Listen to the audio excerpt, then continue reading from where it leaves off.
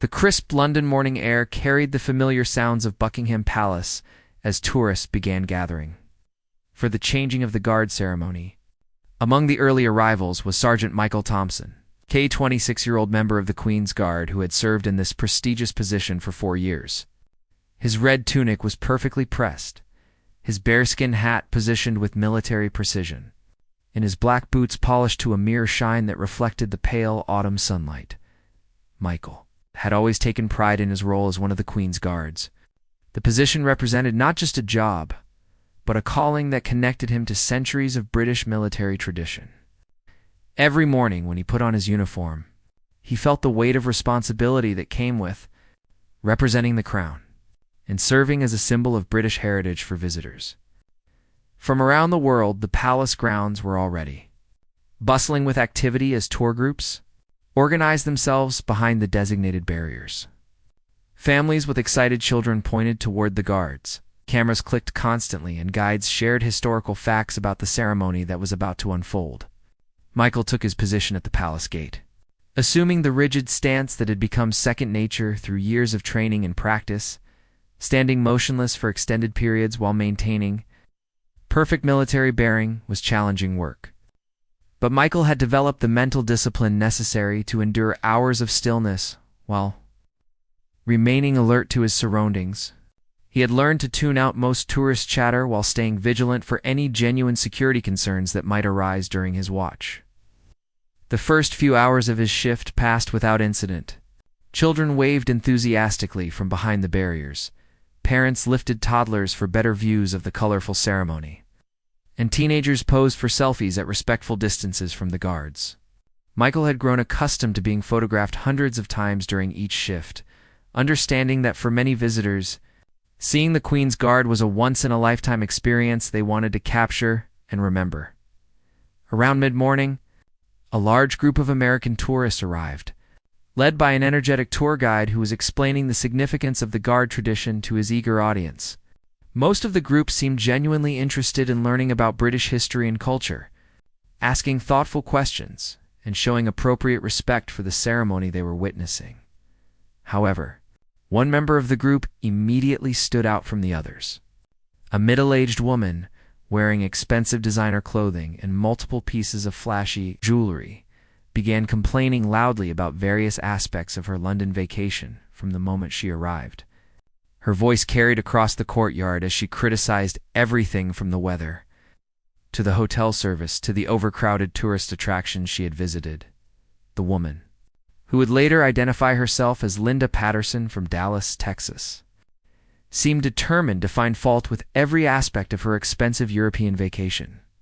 She spoke in the entitled tone of someone accustomed to having her complaints immediately addressed by service workers. Eager to avoid negative reviews or confrontations, Michael remained perfectly still in his position. But his trained awareness picked up on the increasingly disruptive presence of this particular tourist. While her companions seemed embarrassed by her loud criticisms and constant complaints, Linda appeared energized by the attention her behavior was generating from other visitors. As the morning progressed, Linda's complaints became more specific and more directed toward the guards themselves. She began making comments about the pointless ceremony and questioning why taxpayer money was being spent on what she called elaborate dress-up games.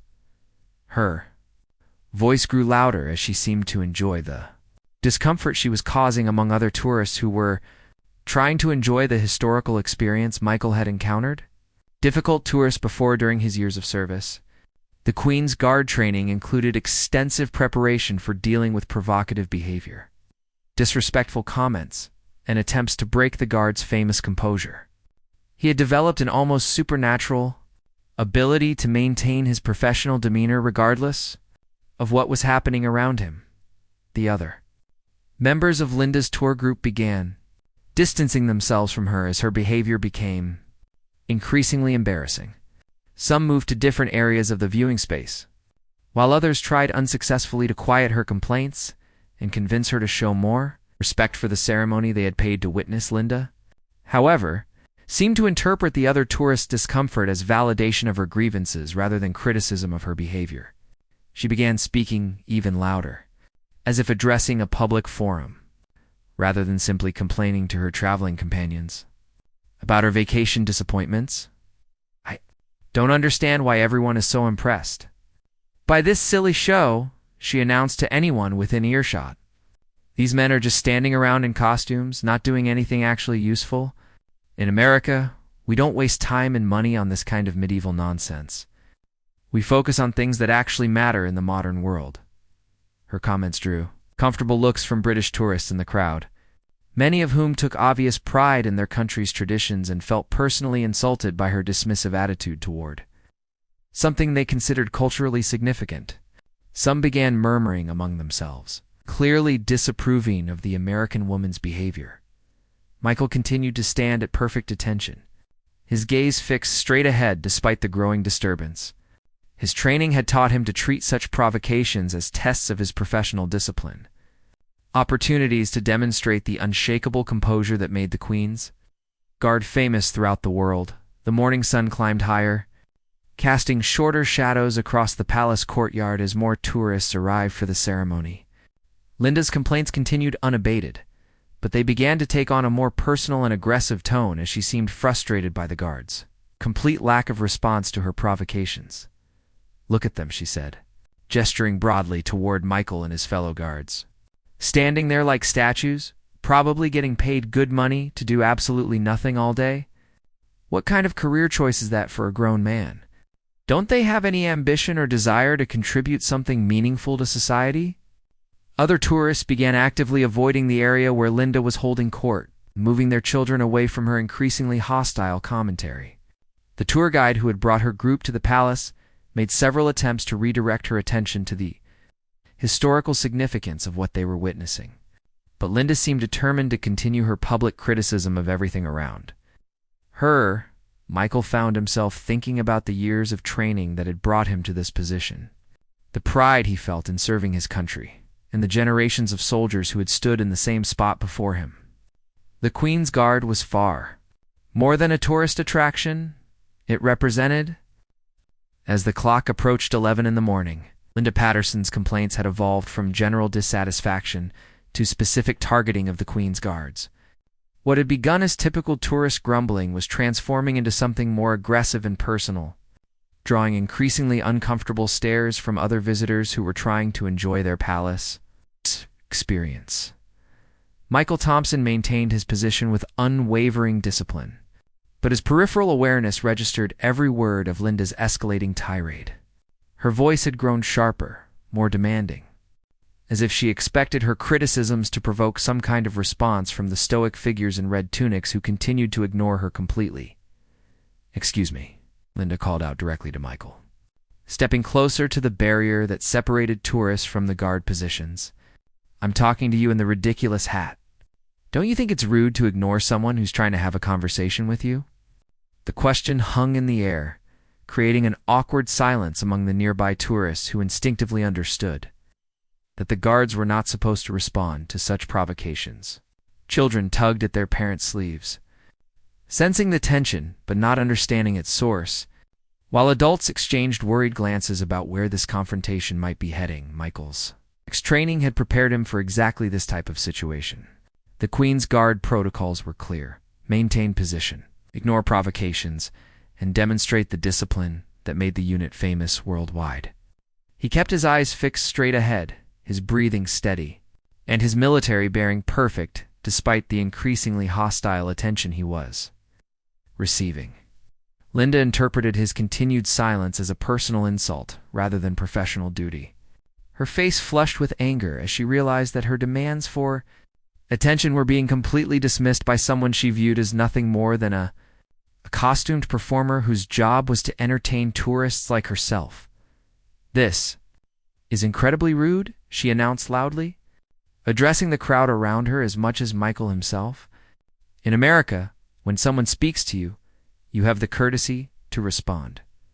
This is exactly the kind of arrogant attitude that gives British people such a bad reputation around the world." Her comments drew immediate negative reactions from British tourists in the crowd, many of whom began expressing their disapproval through pointed stares and whispered criticisms. The tour guide who had brought Linda's group to the palace approached her cautiously, clearly hoping to defuse the situation before it escalated further. "Mrs. Patterson," he said diplomatically, "the guards are performing their ceremonial duties and are not permitted to break character during their watch. It's actually considered quite an honor to witness their dedication to tradition and discipline." Linda turned her anger toward the tour guide, the same intensity she had been directing at Michael.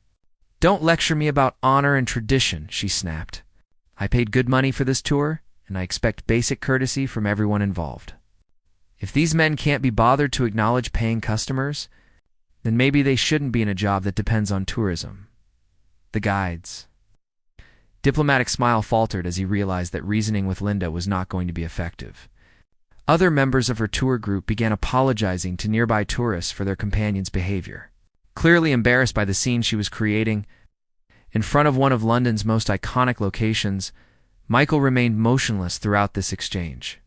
But internally, he was drawing on every lesson his instructors had taught him about maintaining composure under pressure.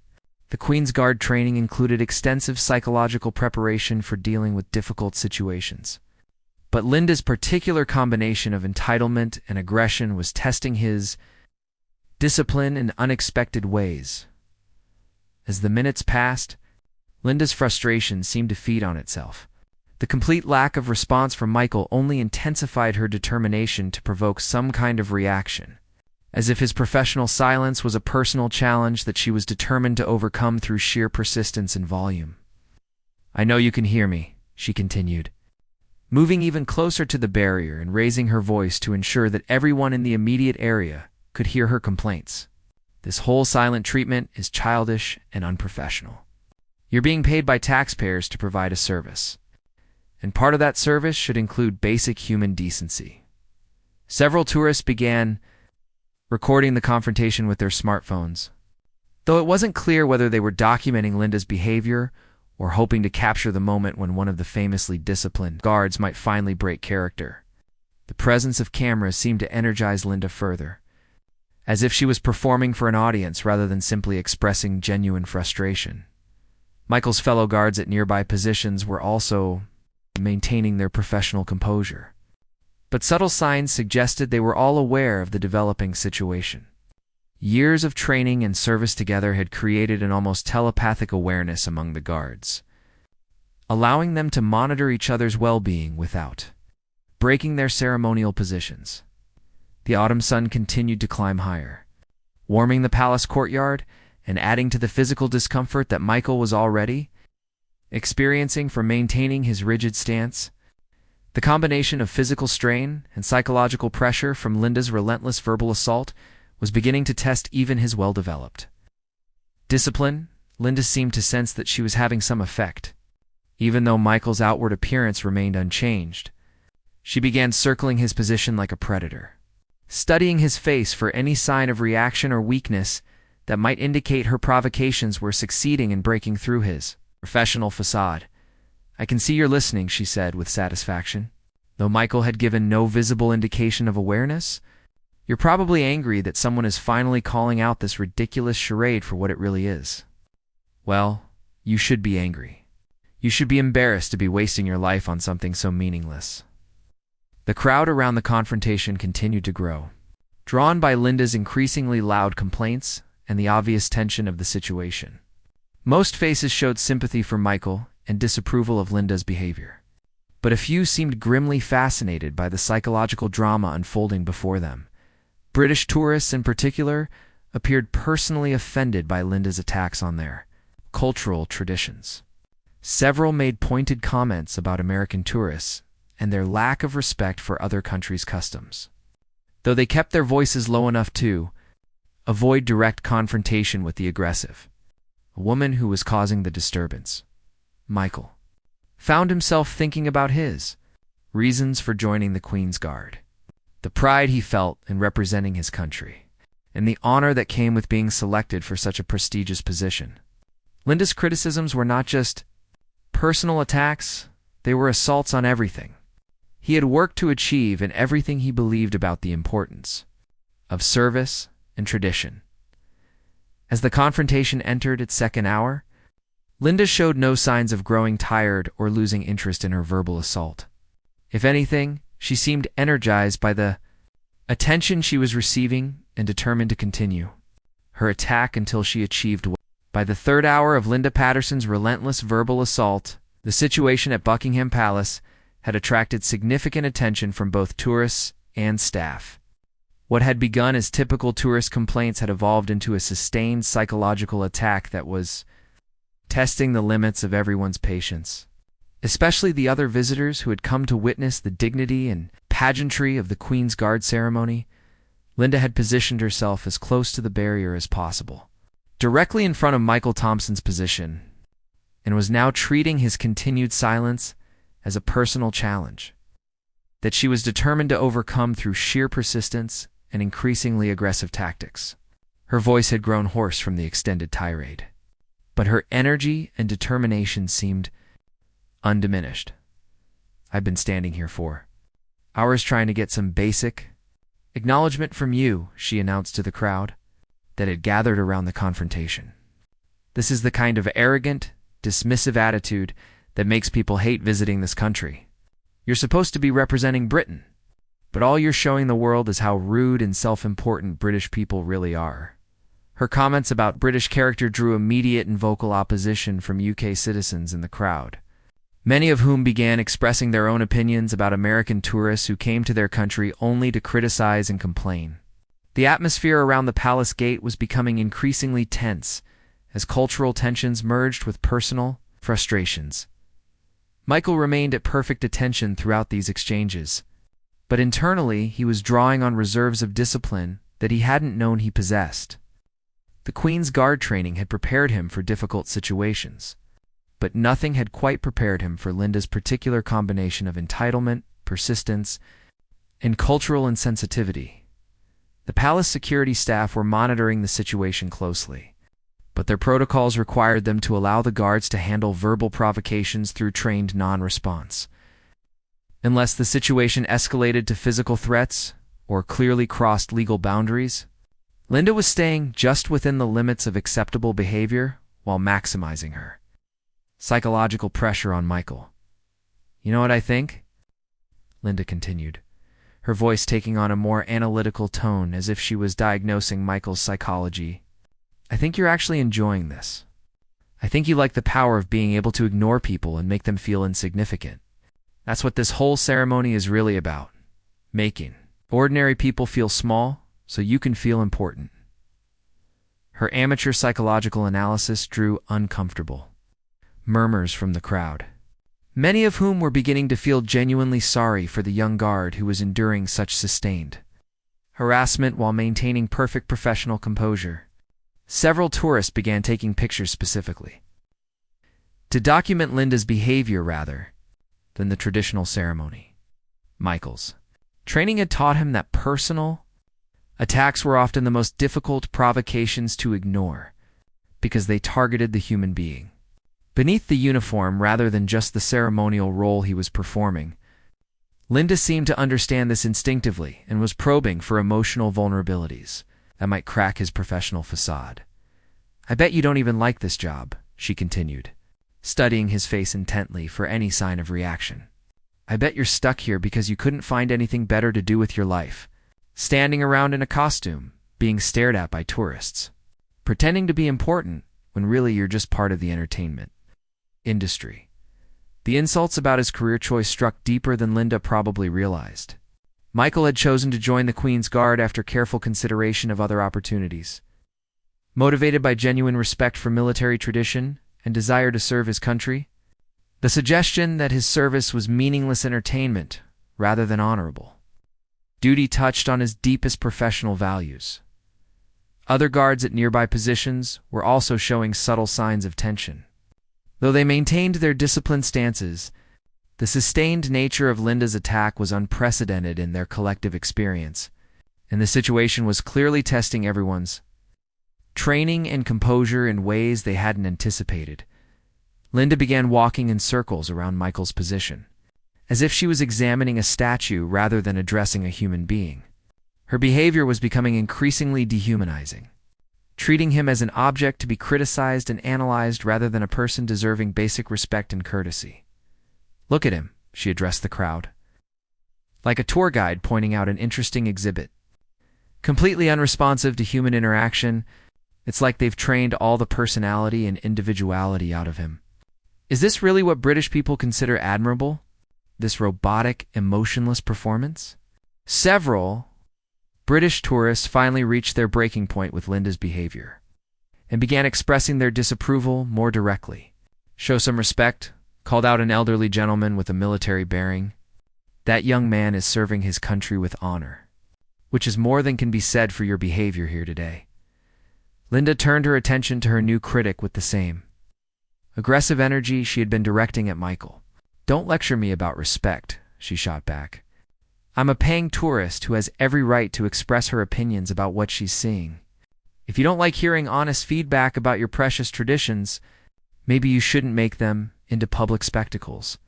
The exchange between Linda and other tourists provided Michael with a brief respite from direct attack, but it also escalated the overall tension of the situation. Multiple conversations were now happening simultaneously, with various people defending or criticizing different aspects of what they were witnessing. Through it all, Michael maintained his position with unwavering discipline. But something fundamental was beginning to shift in his internal response to the situation. The sustained nature of Linda's attack had moved beyond simple provocation into something that felt more personal and more challenging to his core beliefs about duty, service, and human dignity. Linda eventually returned her full attention to Michael, apparently unsatisfied with the responses she was getting from other tourists. "I'm not done with you yet," she said, positioning herself directly in front of him again. "I'm going to stand here until you acknowledge that I exist. Until you show some basic human courtesy to a visitor who came here in good faith." Her threat to continue the harassment indefinitely created a new dynamic in the confrontation. Other tourists began to realize that this wasn't going to be a brief incident that would resolve itself naturally, but rather a sustained battle of wills between an entitled tourist and a disciplined soldier. The afternoon sun was beginning to cast longer shadows across the palace courtyard, marking the passage of time that Linda had spent in her relentless verbal assault. Michael's physical endurance was being tested, along with his psychological discipline, as standing at perfect attention for extended periods while under verbal attack required reserves of strength that went beyond normal duty requirements. "You can't ignore me forever," Linda declared with growing confidence. "Eventually you're going to have to respond, and when you do, everyone here will see that this whole silent, dignified act is just a performance. Underneath that fancy uniform, you're just another person who can be pushed to his breaking point." Her prediction about Michael's eventual response would prove to be both right and completely wrong. Linda was correct that her sustained attack would eventually provoke a response, but she was entirely unprepared for the form that response would take, or the way it would transform not just the immediate situation, but her own understanding of strength, dignity, and what it truly meant to serve something greater than oneself. The confrontation was approaching. A critical juncture where Michael's training, character, and personal values would be tested in ways that would surprise everyone present, including Linda herself. The next phase of their encounter would reveal truths about Michael. Thompson's voice carried across the palace courtyard with a quiet authority that immediately commanded the attention of everyone present. After hours of Linda Patterson's aggressive harassment, his calm, respectful tone created a stark contrast that highlighted the dignity he had maintained. Throughout the entire ordeal, this uniform, Michael continued, his gaze meeting Linda's directly for the first time, represents more than 400 years of military tradition and service to the crown. Every man who has worn it has understood that the role requires not just physical discipline, but the strength to represent something larger than himself. Even when faced with criticism or misunderstanding, Linda stood speechless, apparently caught off guard by the eloquence and composure of Michael's response. She had spent hours trying to provoke an emotional outburst, expecting anger or frustration, but instead was confronted with the very dignity and professionalism she had been attacking his meaningless performance. "You've spent considerable time today questioning the value of what we do here," Michael said, maintaining the same respectful but firm tone. I'd like to help you understand that the Queen's Guard is not primarily about tourism or entertainment. Though we're honored that people from around the world come to witness our ceremony, the crowd around them had grown silent, hanging on every word of what was clearly becoming an extraordinary moment. Tourists who had been planning to move on to other parts of their palace visit remained to hear Michael's explanation. Sensing that they were witnessing something significant, "We are active duty soldiers," Michael continued. "Many of us with combat experience in Afghanistan, Iraq, and other deployments.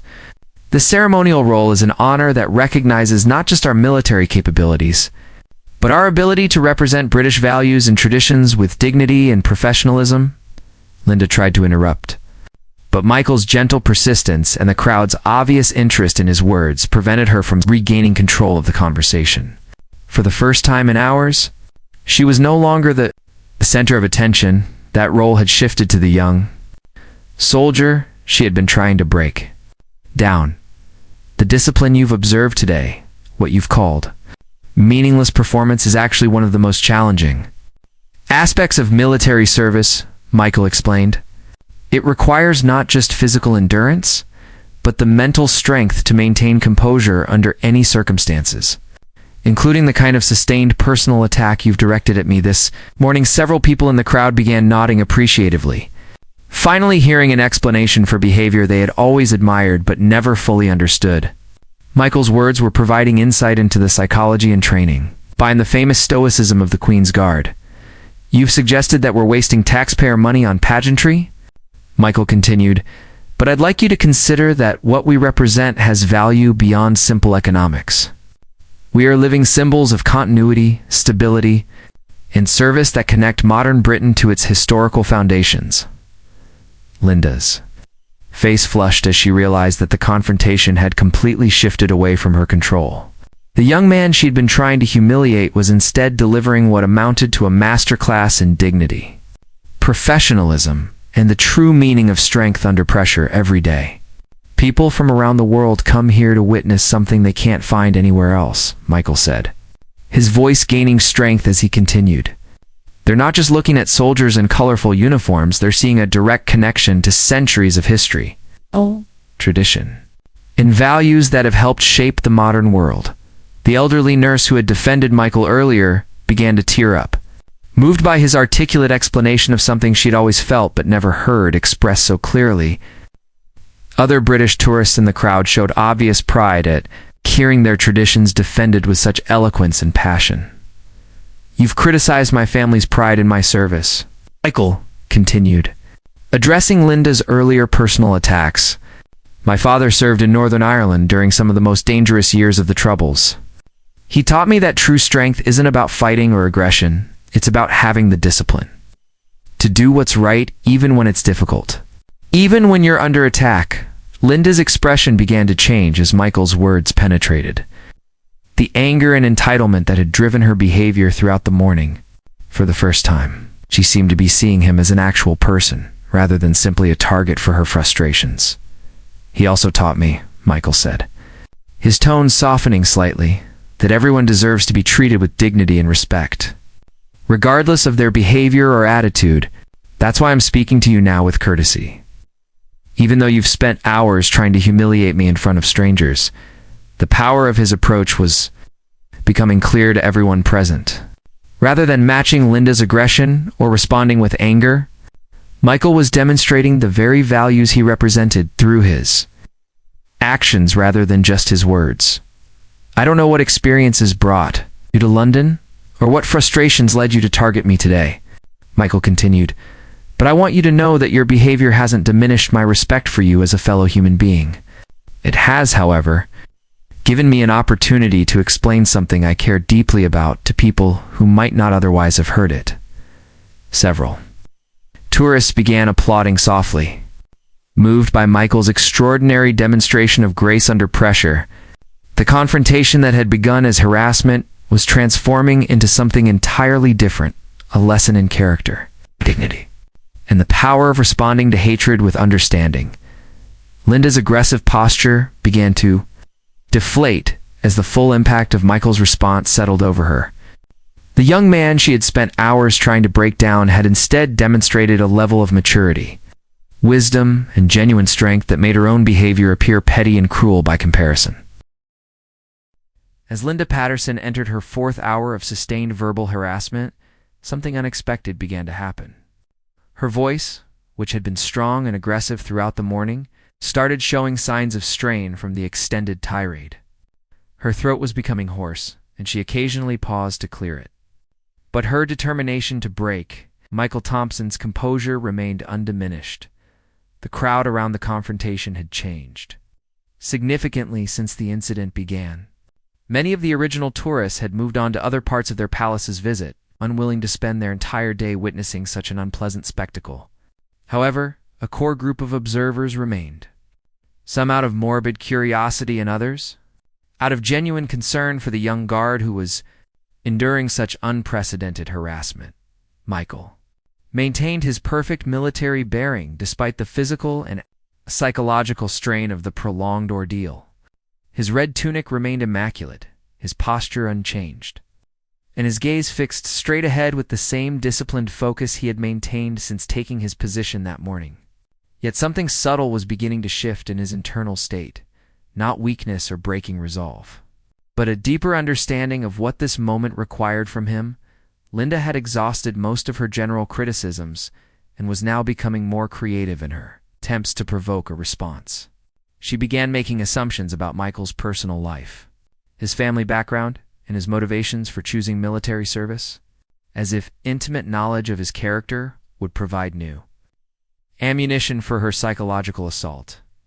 "I bet your parents are so proud," she said with heavy sarcasm, "knowing that their son grew up to become a living statue for tourists to gawk at. Did they spend thousands of dollars on your education so you could stand around in a costume all day? What a wonderful return on their investment in your future." The mention of his family struck a chord that Linda couldn't have anticipated. Michael's parents had indeed been proud when he was selected for the Queen's Guard, viewing it as recognition of his dedication, discipline, and commitment to service. His father, a veteran himself, had spoken with genuine emotion about the honor of having a son serve in such a prestigious position. Linda continued her personal attacks, apparently sensing that references to family might be more effective than her previous tactics. "I suppose this is what passes for success in your family," she pressed on. "Standing around all day, contributing nothing meaningful to society, living off taxpayers who actually work for a living. Your parents must be thrilled that their son chose to be a professional decoration." Other tourists in the crowd began showing visible signs of distress at Linda's increasingly personal and vicious attacks. Several families with children moved away from the area, not wanting their young ones to witness such sustained cruelty, directed at someone who couldn't defend himself within the constraints of his professional role. An elderly woman with a kind face approached the barrier and addressed Linda directly. "Excuse me, dear," she said in a gentle but firm voice, "but don't you think you've said enough? This young man is doing his job with great dignity, and your behavior is becoming quite inappropriate." Linda whirled around to face her new critic with the same aggressive energy she had been directing at Michael. "Mind your own business," she snapped. "I'm expressing my opinion about a public display that I paid to see. If you don't like what you're hearing, you can move somewhere else." The elderly woman's kind expression hardened. "I served as a nurse during the war," she said quietly, "and I recognize dedication and sacrifice when I see it. This young man deserves respect. It's not harassment from someone who clearly doesn't understand the first thing about service or duty." Her words drew supportive murmurs from other British tourists, many of whom were beginning to see Linda's behavior not just as rudeness toward an individual guard, but as an attack on values and traditions that they held dear. The cultural dimension of the confrontation was becoming as significant as the personal one. Linda dismissed the nurse's criticism with a wave of her hand. "Spare me the lectures about service and duty," she said. "This isn't wartime, and standing around in a fancy costume isn't serving anyone except the tourism industry.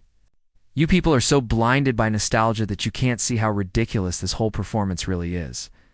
Meanwhile, Michael was drawing on mental resources that his training had developed but never quite tested to this extent. The Queen's Guard preparation included psychological conditioning for handling provocations. But Linda's sustained personal attack was pushing him into territory that required more than just professional discipline. He began to think about the deeper meaning of his service, the historical significance of the position he held. In the generations of guards who had stood in the same spot before him, the uniform he wore connected him to centuries of British military tradition. Two men who had served through wars, political upheavals, and social changes while maintaining the same standards, dignity, and dedication. Linda returned her full attention to Michael, apparently unsatisfied with the responses she was getting from other tourists. "I'm talking to you," she said, moving even closer to the barrier. "Don't you have anything to say for yourself? Any defense of this meaningless charade you're participating in?" For the first time since the harassment began, Michael's eyes shifted slightly. The movement was subtle, barely perceptible to most observers, but Linda caught it immediately. She interpreted it as the first crack in his composure, the beginning of the breakdown she had been working to achieve for hours. "Aha!" she exclaimed triumphantly. "I saw that. You are listening, and you are affected by what I'm saying. You can't keep up this statue act forever. Why don't you just admit that this whole thing is ridiculous and have a normal human conversation with me?" The slight eye movement had actually been something different than what Linda assumed. Rather than indicating weakness or breaking composure, it represented Michael's recognition that this situation required a response that went beyond standard protocol. The sustained nature. "You asked me earlier why I chose this career," Michael continued, his voice remaining gentle but clear. "I chose it because I believe in the importance of service, of being part of something that connects past and future, of representing values that matter even when they're not popular or easily understood." The crowd around them was completely silent now, recognizing that they were witnessing something extraordinary.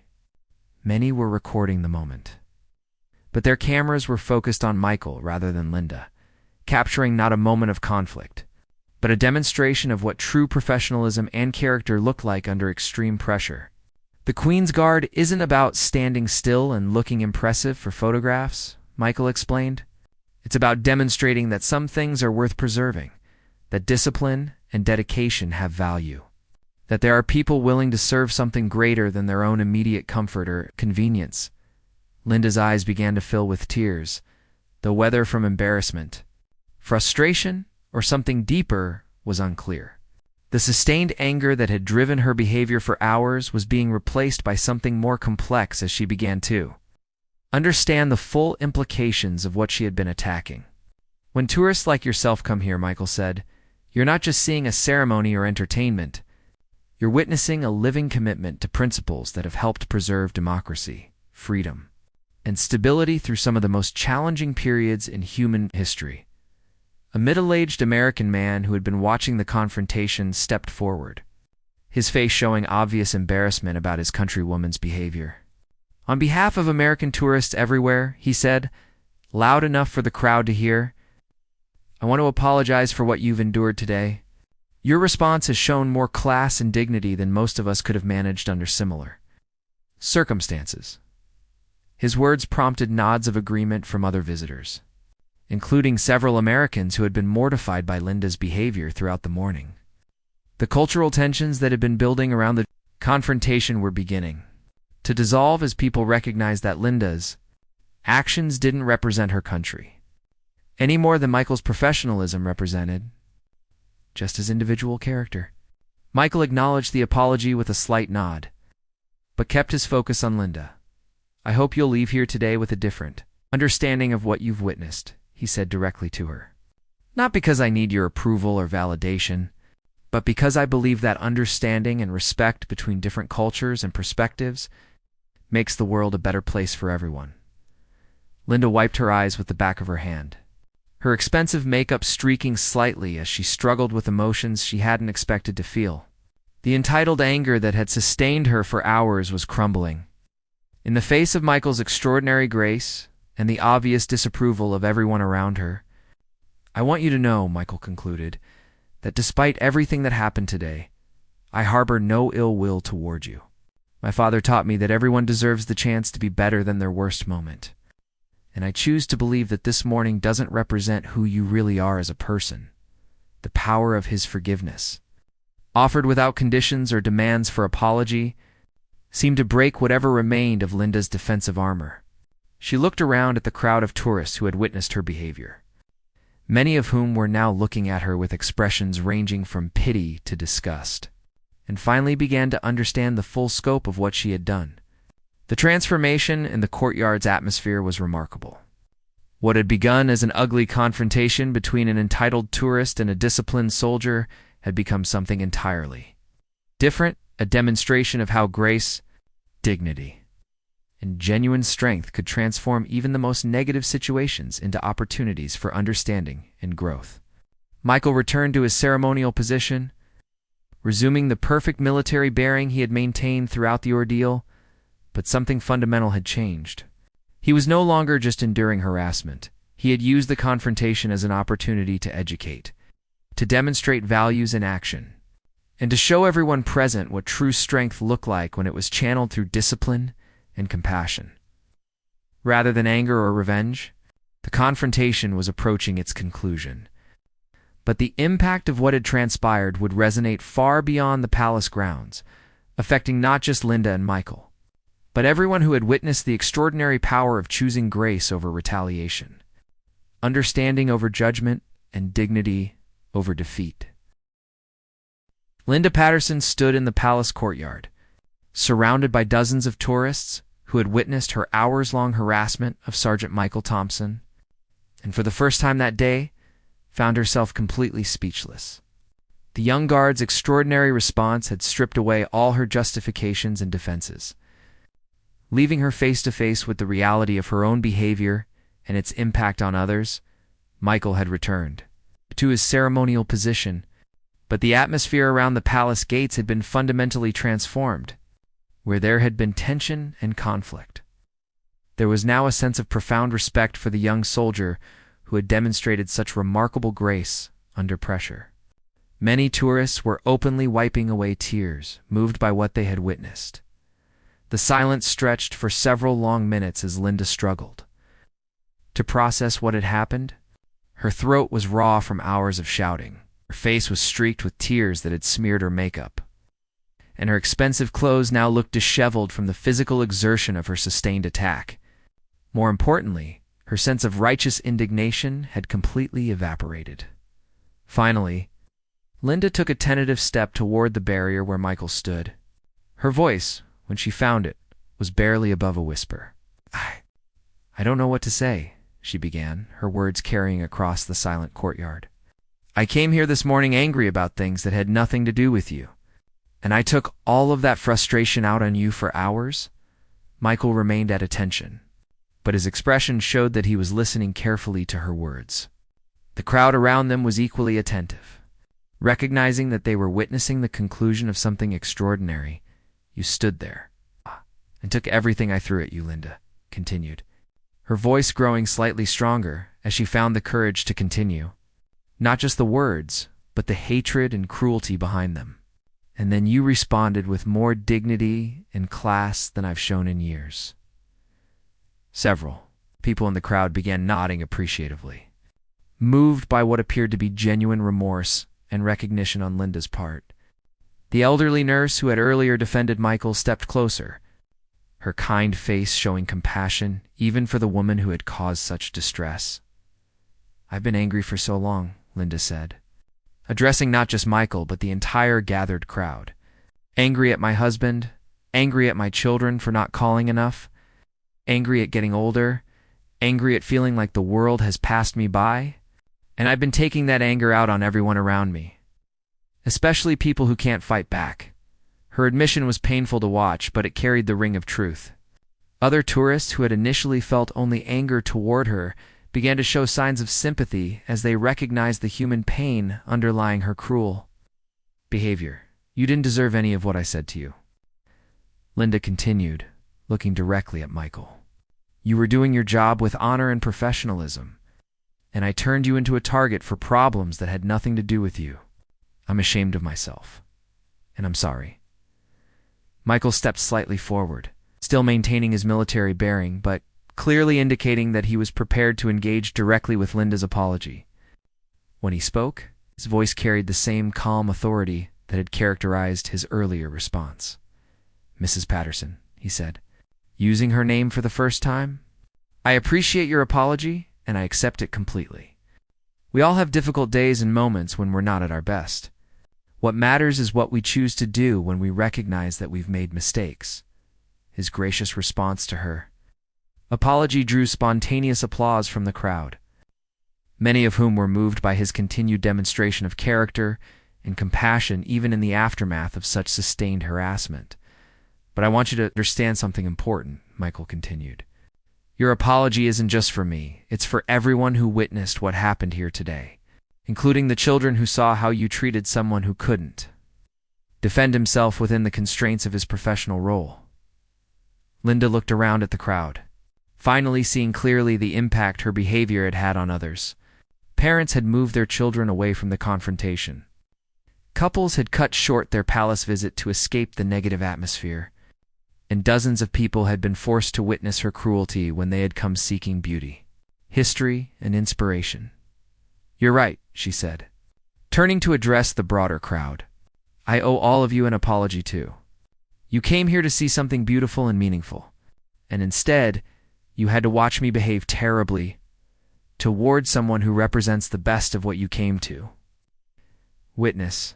A young girl, perhaps 8 years old, tugged at her mother's sleeve and whispered something that made her mother smile despite the tears in her eyes. The mother leaned down and whispered back, and the little girl nodded solemnly before stepping forward. "My mummy says you were very mean to the nice soldier," the child said to Linda, with the direct honesty that only children possess. "But the soldier was nice to you anyway, even when you were mean. Mummy says that's what good people do." The simple wisdom of the child's observation seemed to affect Linda more deeply than anything else that had happened during the confrontation. She knelt down to the little girl's eye level, her voice gentle for the first time all day. "Your mummy is absolutely right," Linda said softly. "The soldier showed me what a good person looks like, even when someone is being very bad to them. I hope you remember his kindness and try to be like him when you grow up." The little girl nodded seriously, then surprised everyone by walking over to the barrier and giving Michael a small wave. He responded with a barely perceptible nod and the hint of a smile, breaking protocol slightly to acknowledge the child's innocent gesture. Linda stood up slowly, looking once more at Michael with an expression of genuine respect and gratitude. "I don't know if I can become the kind of person you showed yourself to be today," she said, "but I'm going to try. I'm going to remember this moment for the rest of my life. I'm going to try to be better." She paused, struggling with emotions that seemed unfamiliar to her. "Thank you for showing me what real strength looks like. Thank you for treating me with dignity when I didn't deserve it. And thank you for giving me the chance to apologize and maybe start becoming a better person." With that, Linda Patterson walked away from the palace gates, accompanied by her embarrassed tour group but moving with a different posture than she had carried all morning. The anger and entitlement that had driven her behavior were gone, replaced by something that looked like genuine humility and the beginning of self-reflection. The crowd that had witnessed the extraordinary confrontation began to disperse, but many stopped to shake Michael's hand, to thank him for his service, and to express their admiration for how he had handled such a difficult situation. Parents used the moment to teach their children about dignity, forgiveness, and the power of responding to hatred with kindness as the afternoon sun began to cast longer shadows across the palace courtyard. Michael Thompson resumed his full ceremonial duties, standing at perfect attention, as thousands of tourists before him had done. But something had changed. The uniform he wore felt not like a burden or a target for criticism, but like a connection to something larger and more important than any individual moment or confrontation. The incident would be talked about for years among palace staff, shared on social media by tourists who had witnessed it, and remembered by everyone present as an extraordinary demonstration of what it truly meant to serve with honor, dignity, and grace. Linda Patterson had come to London as an angry, entitled tourist, but she was leaving as someone who had been given an unexpected lesson in character and the possibility of redemption. Most importantly, A young British soldier had shown the world that the greatest victories are not won through force or retaliation, but through the quiet strength that comes from choosing to be better than the worst behavior directed at you, and from believing that even in the darkest moments, people have the capacity to change and grow.